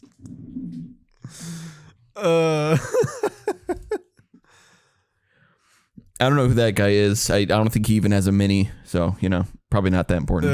Yeah. Well, I showed you the mini for the new mini for Lucius. Yeah. I'll actually show you his old mini too, because I love showing classic plastic fine cast. I don't know which way it was. So the first one's obviously the new, and the second one's the old. That is something. Yeah. If you didn't have a good also like face the name while reading the book, here's his Horus Heresy era model.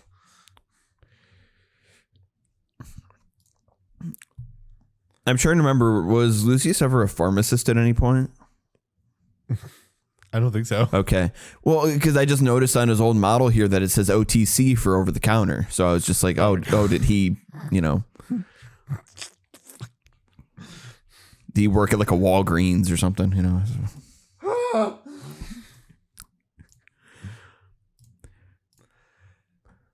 Anyway. I should talk a little bit though about Fabius Bile. He effectively though has left the Legion. He effectively now has kind of created his own force called the Creations of Bile, which is also why he will not be in the Emperor's Children Codex. And he did at one point create a perfect clone of the original Fulgrim. Oh. However, he traded it to Trazen for essentially uncorrupted Emperor's Children gene seed. And part of the reason he did it was he wanted to, part of Fabius's goal is still to make the better Marines. Like he wished to in the first place. Yeah. But it's kind of important that, unlike Fulgrim and the other Emperor's Children, Fabius has rejected Slaanesh and most of, or if not all, chaos. He does not want to be a chaos space marine, right? And he's a lot more kind of like Drukhari, like a Drukhari homunculus more than like a chaos space marine. And he did actually train under one. So he got rid of the clone because he had hoped that it might be less corruptible. But it was kind of twofold. Like, he also didn't necessarily want to serve the Emperor, but kind of also saw the same pride and personality traits that he kind of saw in Fulgrim, and kind of realized that, like, despite that this maybe includes part of his uncorrupted soul, that some of the pride and other things would still make it susceptible to that corruption. So, and to be fair, it worked in the sense that, like, when it met others Emperor's Children, they immediately bowed in service to him as if they were looking at their Primarch, and seemingly kind of almost like would have potentially turned re-loyalist if willing to, right? It's kind of strange. Yeah. But that was given, that Fabius was like, no, that's not what I want. It's not what I want from this. Gave it to Fabius Bile. Or not Fabius Bile. Gave it to Trazen. So now that Fulgrim is in the museum, locked for time. Otherwise, we will now have, because of the Emperor's Children, now obviously we have Noise Marines, the most iconic unit for the Emperor's Children. going across the universe with their sonic weaponry that utilizes noise to such a frequency it causes not only physical destruction, but obviously death on the battlefield. They do somewhat live kind of like much of the Emperor's Children in this somewhat sad reality of like that no sound or song or music is truly enough. They're always searching for that new hit. It's like trying to satiate pop music chart like creators. Always searching for that new hit, Mm-hmm. This song will be the next song of the summer. That song's 2 months old, or that song is 2 weeks old. We need a new song to be the new song of the summer. It's funny how eerily where you can draw the lines of where the analogies are coming from. So many lines, dude. I know. And yes, so unfortunately now, upon trying to search more for this Song of Slaanesh, they can never truly find it and are never satisfied in what it is that they play in their destructive instruments. And, the Emperor's Children end up kind of obviously doing a lot of various body horror-esque things that kind of shift them and their looks, their personalities, and just drive them to these various extremes. Because like now in the game, we thus have new Emperor's Children coming out, which I'm very excited for, but also a couple things I'll get to in a second. But I mean, yeah, like their models are crazy cool. Mm-hmm. But like they love to do the thing where they'll like have a piece of armor that's like a face stretched over it, like these weird distended like fleshy helmet. One of my favorite things though out of the new, like they're called like tormentors and infractors, which are like the foot soldier units of the Emperor's Children. The kit has like them with like beaky helmets, like chaos. So like we now have chaos beak helmets, and I'm like so here for it. Yeah, I see what you're saying here. The other fun thing is their battle cry is still to this day for the Emperor. Still. Yeah.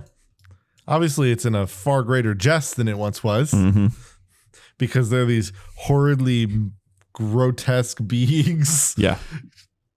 Going for the Emperor. Also, before I get into the rest of my gripes about the Slaanesh launch, here's what Fulgrim looked like in old school Epic. There we see. That's what I'm looking for. All right, that's how that needs to be done. The studded leather jacket, the glove. Yeah, that's what I'm into. The like snake whip. Yeah, the snake whip that is just a snake whip, but it's got the three. But yes, so Emperor's Children is going to be coming out as an army, and it's unfortunately coming in the reality of creating a trend that's maybe slightly started with Thousand Suns, somewhat unknowingly, and then was kind of really showcased and like made clear with World Eaters. It has now been solidified by the Emperor's Children. For whatever reason, Games Workshop is just like, no, you can't use like 70% of the models, 80% of the models that this army should be able to use, because there are plenty of normal ass Chaos Space Marines.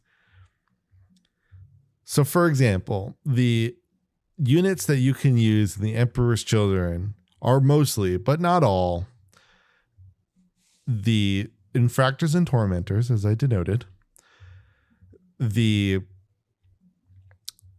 the Lord Exultant. There's like a Noise Marine leader unit. I forgot his name and I don't have the list in front of me. The Noise Marines, Terminators, the Mauler Fiend, the Rhino, the Demon Prince, a Chaos Space Marine Sorcerer, the Helldrake, Chaos Spawn, and the Chaos Land Raider.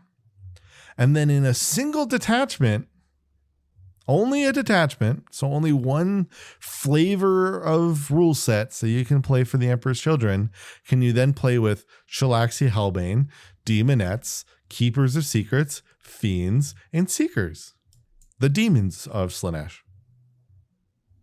Otherwise, for all 5 other ways to play Emperor's Children, you cannot use demons of Slaanesh. Why? Who the fuck knows? Yeah, I don't know. And you can only use the Mauler Fiend, not the Forge Fiend. You know, those 2 sides of the same coin, the singular kit that builds both things. Well, you can only build one for Emperor's Children, and that's the Mauler Fiend. Why? Who the fuck knows? It is incredibly just annoying how and infuriating how GW has kind of just decided, like, we're going to have all of these really cool Chaos Space Marine models, but you can only use them if you're neutral. And it's like, what? What do you mean? It's so weird because it's like the way GW treats chaos, right? You would think almost that like they're getting rid of chaos from the setting, but you literally can't. It's a fundamental piece of the setting, right? Like, yeah, it's so funny because it's like it feels like GW. It's very clear GW really wants Horus Heresy to be the game that everyone plays, because, you know, they're all Space Marines, right? And everyone buys Space Marines. So they're like, you know, we should have everybody get into this game. So like its kits are technically a better value, right? You get 20 models for $70, but it's 20 models. And these are like Space Marine models, right? With multiple weapons, sprues, so many bits. They're not like, you know, tiny bit piece mod like things, you know, and you're getting 20 whole models out of it. And it's just like, what? But like, so it's like, but like nobody's going to do that.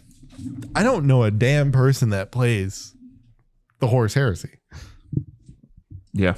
And the epic scale version of it is even more anemic.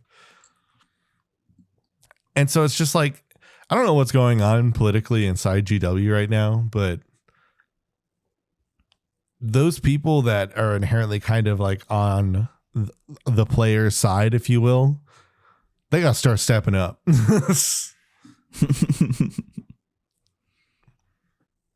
I want some I want some strike threats happening.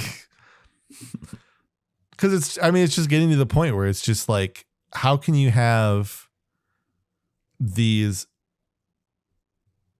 like gigantic, like these armies that have so much sale potential to them, and you're just like, nope. Because like, this is the weird thing, right? It's not like if you, for example, if you allowed cultists to be a part, you know, an intrinsic thing that is a part of a Chaos Space Marine, any form of deity, right? I know some people are going to they would make the argument, well, we're planning on releasing stuff in the future. That's sick.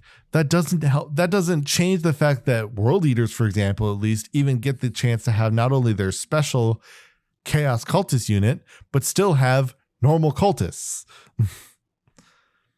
You know, like you can make the special one and have the old one. Mm-hmm. or the special one's not going to come out for like 3 years. So just make the old one usable now. And then you're getting double the sale because people are going to buy the cultist unit and then later buy the special one when you get rid of the cultist unit and you add the new one. Like, it's like, and that's still a scummy thing to do, right? But like, they're not even doing that. They're just being like, no, spend no money, which I guess like, cool, thanks. Mm-hmm. It's just weird. It's like the Hellbrute. The Hellbrute is not in Emperor's Children. And yet that's a functional thing for every like Space Marine. Now, granted, there's been the joke made around because the Emperor's Children had a great dreadnought named Rylanor. You got to see him a little bit in the book. He was the ancient of the Emperor's Children, knew a great many things, was a wise advisor, was obviously, though, always going to stay loyal, and thus stayed on Isfahan 3. But I didn't mention this earlier. So in the 41st millennium, all of a sudden, the Emperor's Children, with help from the Thousand Sons, detected a signal on Isfahan 3. A distress call, if you will. So they went to go investigate it. Who did they find under the rubble 10,000 years later but good old Rylanor? And oh boy, was Fulgrim ready to chastise the shit out of Rylanor. He was talking shit. He started to like beat at him, tear him apart. And however, Rylanor had thoughts. He had prepared. He had planned. He waited 10,000 years for this moment. You think he wasn't going to do something with it? And thus, Rylanor was the first dreadnought to give out the true dreadnought phrase, "Hey shit ass," and chucked a virus bomb at Fulgrim and those following him. It did completely just destroy his physical form. Obviously, he's a demon prince now and was like 10,000 years demon prince. So that wasn't going to kill him. But goddamn, did it injure his pride. Mm-hmm. He is so salty. So the joke now is that Rylanor hit Fulgrim so hard that he banned any form of dreadnought from the Legion. Which, you know what? I could see that. I could see that. That would be okay. I'll give that one. But it's just weird. Like, no jump pack Space Marines, right? The hypermobile Slaanesh faction, like, because the whole thing about the Emperor's Children is they move fast. It's Slaanesh. Slaanesh is about being fast and dexterous. How do you not have a unit with jump packs? You like, see where I'm kind of getting at here? Like, yeah, for sure. It just annoys me because it's just like everything about the Emperor's Children army set is otherwise so good, right? Like, everything they made for it is like a home run, right? Like, the new units they made for it are incredible. The rules look so fun. Like, their main like army rule is that essentially like they can at any point fall back, shoot and charge, but they have to do it to someone else, right? So like their whole thing essentially is they like go in, fight, leave, go fight someone else, and then like have someone else then like swap in. You're like rotate. It's like musical chairs, but with like armies. Yeah. And it just seems so fun. And like there's so many of the other like so many of the other detachments seem like they'd be really fun. It's just a bummer. It's just such a bummer that there's this like sour taste thing to it, you know? Like there's just this bitter taste that comes along with, you know, the with the drink, Yeah. but that's one of those things where like, the hope can obviously be the thing is, and the thing that we need to do is obviously as like, as a community, there's two things that we need to do. Obviously we have to raise voices about it, which I'm doing here.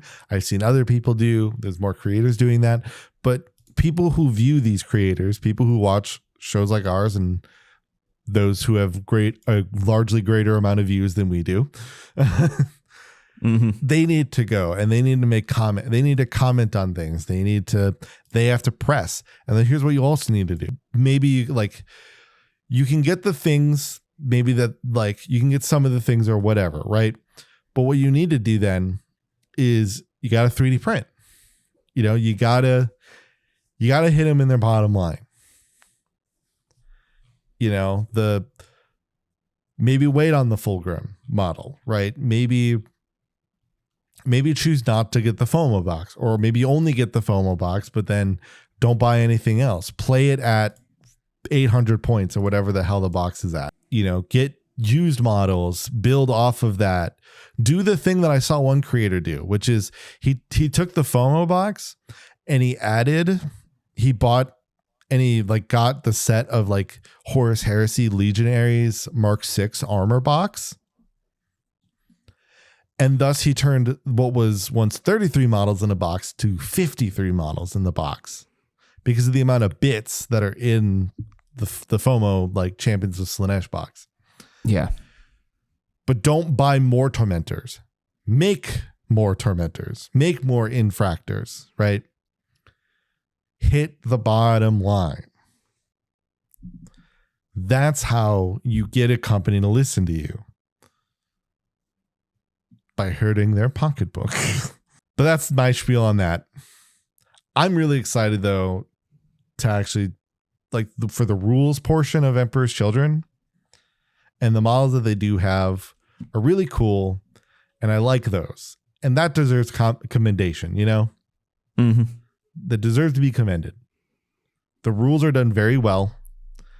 The models that were made are very good. Do everything else better.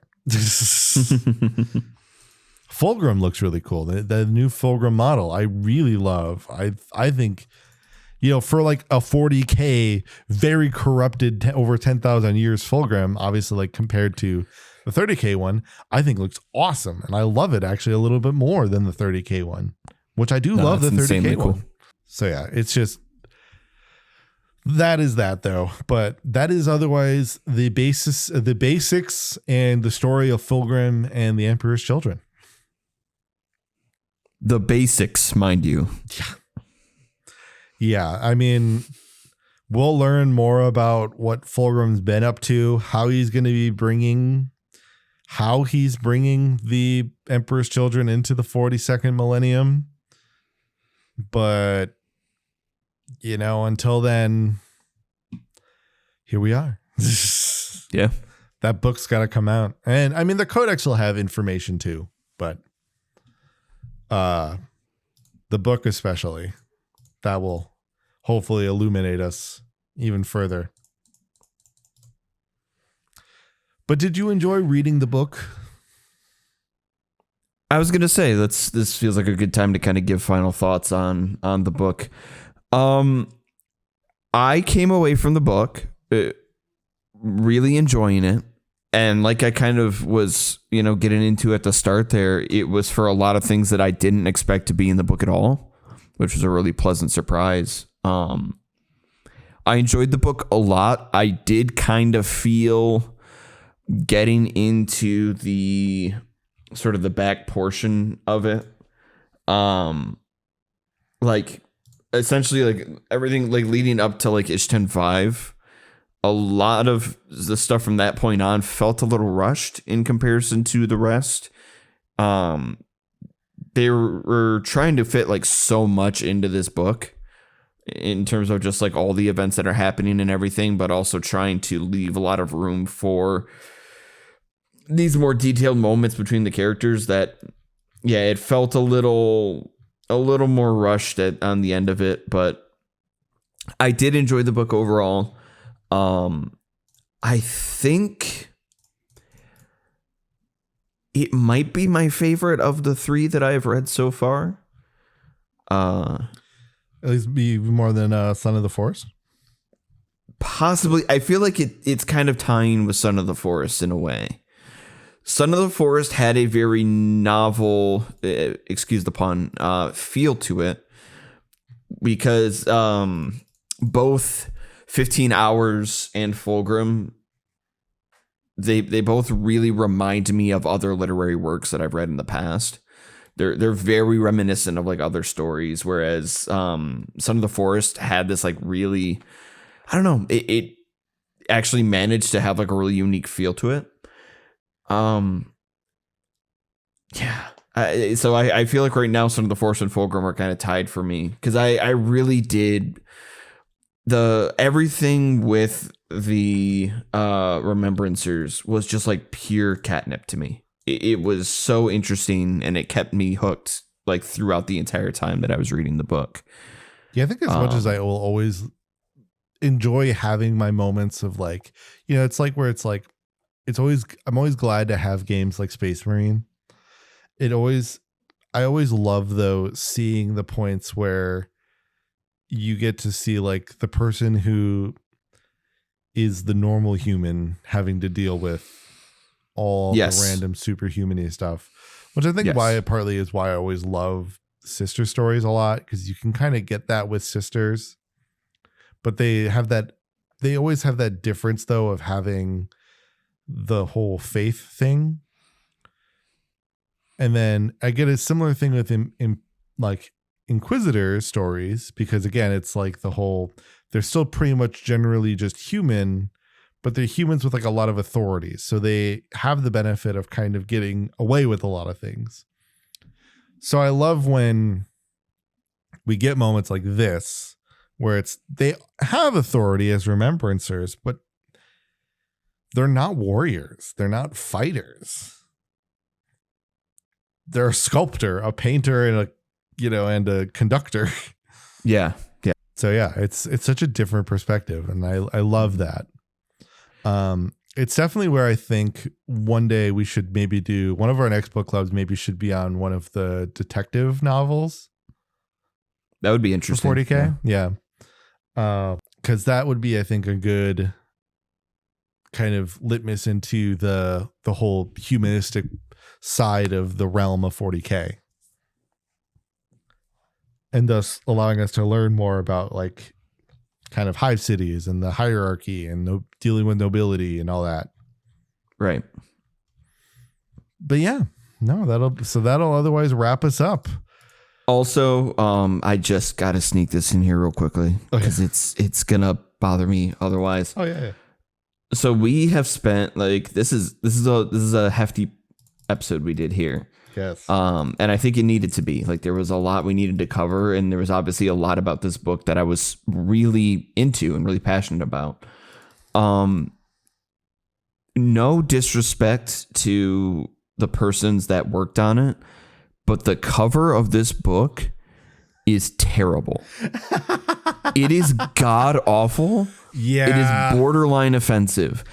When you literally just think about all of the things that happen in this book, all of the pivotal moments that like lend themselves to being like beautiful artwork, or could be like portrayed as like the cover as the focal point of this book, and instead you just get these like generic renderings of these Marines, and it's basically just a battle going on. And it's Iron Hands. Yeah, it's the Iron Hands half. They put the Iron Hands half on the front cover, and the Emperor's Children are blocked off by the back cover. Which is insane, because the Emperor's Children are arguably the more important people here. They absolutely are. No, and also every character in the book. Yeah, I mean, that could have been on the cover of this thing. Unfortunately suffers from early Horus Heresy book cover syndrome. So, like, for example, right, here is the cover to Horus Rising, the first Horus Heresy book, right? Oh. And then here is the final book of the, or at least the quote unquote final book of the Horus Heresy in the End of the Death Volume 3. That's more like it. So yeah, okay. Especially so the it's Siege something of where Terra. over time. Yeah. So the thing you have to somewhat get reminded of is the Horus Heresy books first started getting published. Let me actually double check this date. It would have been like the mid-aughts, originally right? published in 2006. Yeah. So yeah, mid-aughts. We're looking at this roughly 20-year book project by Games Workshop and Black Library. And that's kind of the big thing about it, right? Was they were like discovering where they were going cover wise. So a lot of the Horus Heresy books themselves have this very almost kind of like random art thrown on the book cover kind of feeling, right? And then you get to the Siege of Terra, and then all of a sudden you have this immediate just uptick of of cover quality, right? Like just like very specifically designed art, like the just like where it's clearly about like the pivotal moments of the book. Yeah So yeah, I mean, it's like there was aging that came along with the book. So I very much understand the myth you have on the cover. I agree. The cover sucks. Nothing it frustrated me, art, but it's not a good cover for the book Fulgrim. Yeah, it frustrated me, and it definitely, because as you recall, there was a big initiative on my part where I wanted to try to secure a physical copy of this book. And having read the book now and reflected on it, I'm glad I didn't succeed, because I would just, every time I looked at the cover of it, I'd be reminded and be like, man. Yeah. It'd be like looking upon my own portrait that whispers evil things to me and slowly corrupts me. Yeah, it is a very unfortunate reality, but yeah, it is it doesn't deter from the book itself. It is still a good book. No, it was a very good book. And I'm a distinct fan of The Emperor's Children. Yeah. I loved learning about them, and I'm so happy they are at least coming to the game for real now. And, I can only hope for better in the future. But otherwise, that will do it for this episode. I'll see you next time. Goodbye.